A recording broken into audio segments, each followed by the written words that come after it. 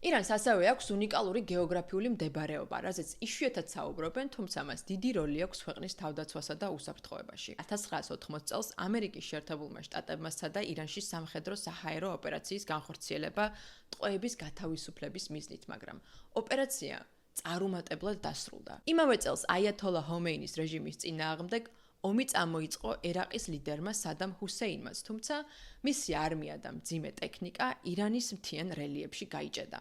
სანამ სამხედრო სტრატეგოსები გეგმავდნენ, როგორ გაეკვალათ გზა მთებში, ირანის ძალებმა სწრაფი კონტრშეტევა განახორციელეს. ქართველებს და ზოგადად კავკასიელებს კი კარგად გვესმის, რამდენად რთულია სამხედრო გზით აიღო ქვეყანა, რომელიც მთებითაა შემოსაზღვრული.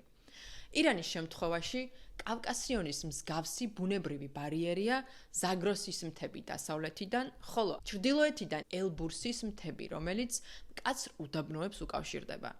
ჩრდილოეთიდან ირანს ესაზღვრება კასპიის ზღვა, ხოლო სამხრეთიდან სპარსეთისა და ომანის ყურეები, რომლებიც ერთმანეთს ჰორმუზის სრუტით უკავშირდებიან.